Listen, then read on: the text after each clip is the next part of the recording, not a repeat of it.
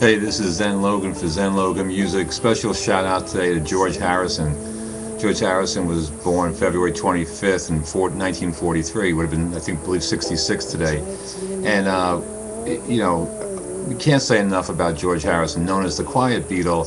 He was just overshadowed by the power of McCartney and Lennon. But he was so talented in his own right. Great guitarist, voted, I believe, 21 in the Rolling Stones all-time great guitarist of all time.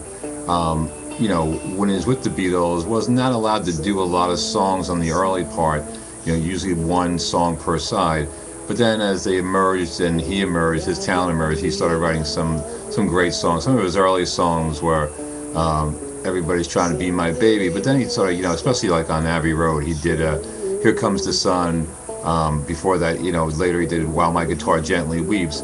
But he wrote the song Something, which you can hear in the background, a little bit different version, a little bit more of an acoustic version, which Frank Sinatra, whether you like Sinatra or not, he probably sang and was participating in some of the most, 50 of the greatest songs in music. That was Sinatra. Well, he said this was the greatest love song ever written.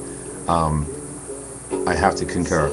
After the Beatles split up, he went on to do so many things, founded his own recording company, came out with the album All Things Must Pass, which is one of the great box sets and albums ever.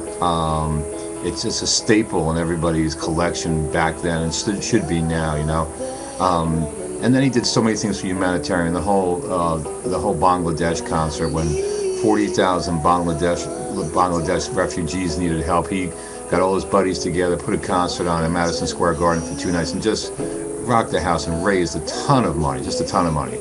Also was involved in the Traveling Wilburys, Tom Petty, Bob Dylan, Jeff Lynne from ELO, and the great Roy Orbison, and they put him in there.